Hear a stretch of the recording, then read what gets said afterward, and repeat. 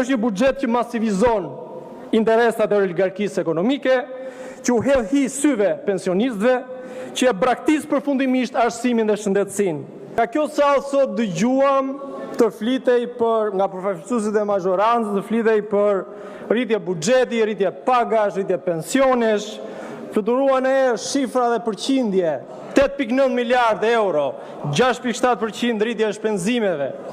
Çdo qytetar që dëgjon këto shifra, me siguri mund të mendojë se nga janari gjithë do ha me luk floriri.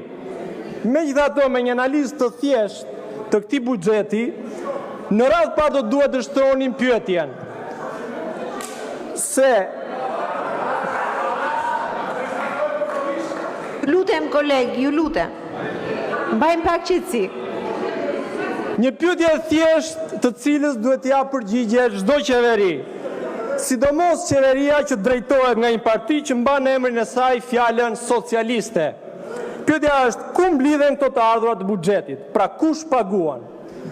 Dhe përgjigja është se nuk rriten nga taksat mbi oligarkinë ekonomike, nuk bie bara mbi ata që ndërtojnë kulla dhe rezorte turistike, nuk bie mbi ata që sprodhojnë asgjë, por përfitojnë gjithçka. Bara e buxhetit bie mbi punëtorët dhe mbi konsumatorët.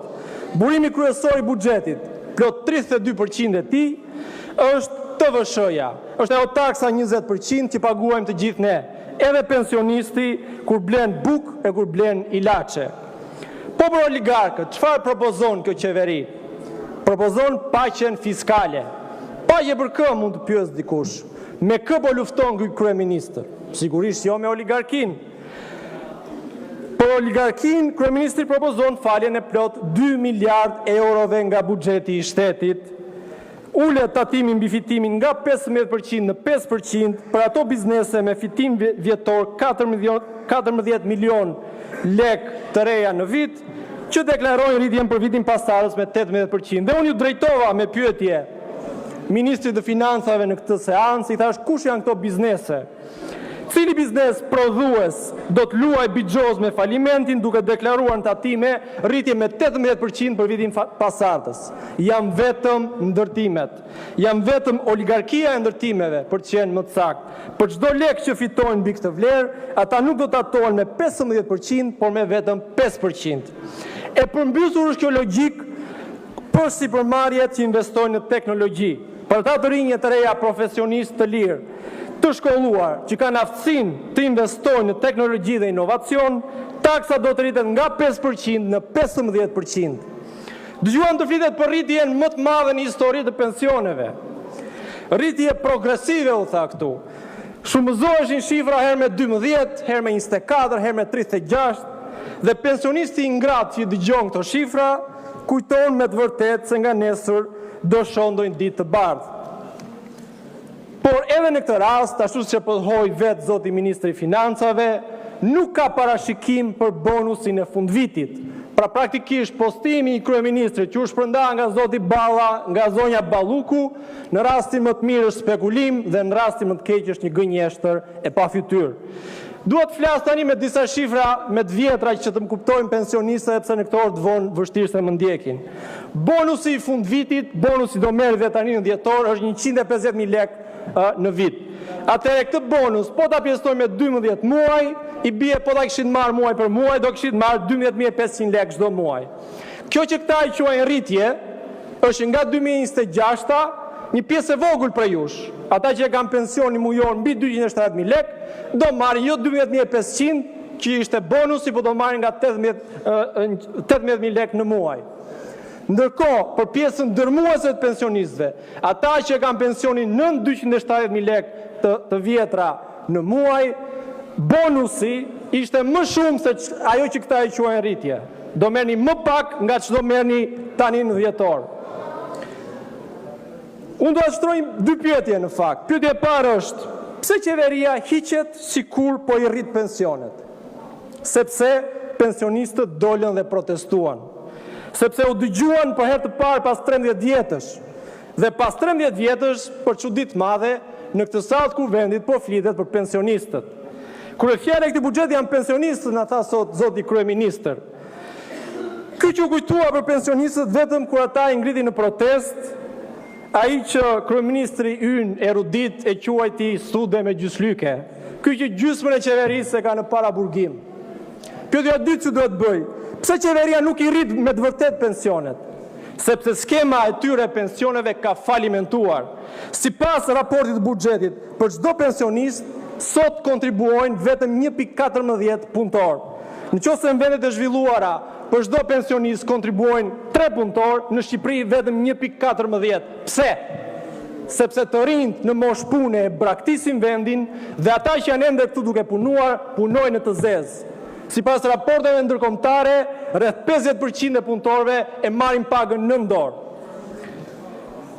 Prandaj nuk rriten pensionet, sepse pa luftuar informalitetin në punë nuk mund të rriten pensionet, por që të luftoni informalitetin në punë, do duhet ta zbrazni inspektoratin e punës nga patronazhistët. Do duhet të punësoni aty juristë të aftë, ekonomistë të aftë, njerëz që janë aty për ta bërë vërtet punën, që janë aty për të mbrojtur punëtorët në vendin e punës, që janë aty për të respektuar kodin e punës. Jo patronazhistë që e marrin rrogën për të mbushur mitingjet e Tiranës e për të shantazhuar votuesit me lapse me letër. Kryeministri foli për rritjen e pagës minimale. Pa ka shkuar të flasë ndonjëherë me punëtorët e fasonerive, që atë pagë minimale që marrin detyrohen ta kthejnë te dera e fabrikës. A ka folur ndonjëherë me gratë e periferive, që marrin për ditë autobusin për të punuar si sanitare në Tiranë? Ata punëtorë që marrin pagë minimale janë ata që shtypen më shumë në vendin e punës. Prandaj çdo rritje e pagës minimale është në thelb rritje e informalitetit në vendin e punës. U fol këtu për sektoret prioritare që i quajtën, për shëndetësinë dhe për arsimin. Veçse, siç e pranoi dhe vetë zoti ministër, në raport me prodhimin e brendshëm bruto kemi rënje, apo jo? 27% e PPB-s është vlera e koncesioneve dhe e PPP-ve, 2.9% e PPB-s është buxheti për shëndetësinë dhe 2.5% për arsimin. Nga ta filloj për të folur për arsimin, nga zbrazja e klasave dhe sallave universitare, nga mungesa totale e infrastrukturës arsimore, sot fola me 2 prindër në zonën e Yzberishit, fëmia e të cilëve në shkollë nëntëvjeçare i kërkojnë të paguaj kontribute që quajnë 10.000 lekë në muaj, pse? Që të mbulohet rroga e rrojes së shkollës dhe që të ndrohet në një llampë nëpër klasa. Kjo është situata e arsimit para universitar. Për të folur pastaj për arsimin e lartë në vend nuk do më mjaftoni jo 10 minuta, po as 10 orë e as 10 ditë. Mjafton të them një gjë. Ligji në arsimin e lartë që kjo qeveri miratoi sapo mori pushtetin bazohej te një parim i vetëm. Universiteti do financohet nga tarifat e studentëve. Po sot që s'ka më student. Po sot që kodat e universiteteve publike vit pas vit janë 50% bosh. E pra sot nuk ka as laborator mësimor e shkencor, nuk ka as biblioteka, nuk ka as mensa, nuk ka as shtretër në konvikte.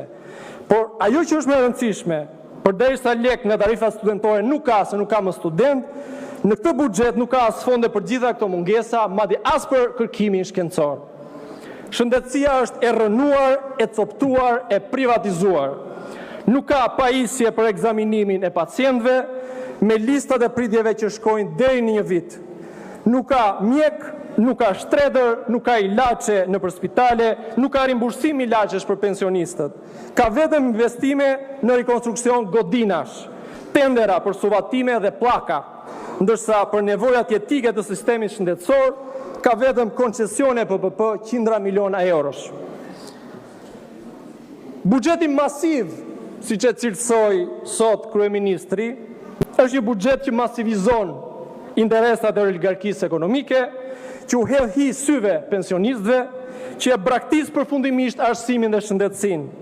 Në vitin 2026 e në vijim, do vazhdojnë të ngrihen kulla e të përmbyten qytete, do vazhdojnë të pasurohen miqtë e kryeministrit e të vuajnë uri e pensionistët, do vazhdojnë të vjedhin koncesionarët e të vidhen punëtorët nga paga minimale, do vazhdojnë të rritet numri i rezorteve në Bregdet e të zvoglohet numri i shqiptarëve në moshë pune. Ky është vizioni i Edi Ramës, por padyshim ky nuk është vizioni i shqiptarëve. Faleminderit.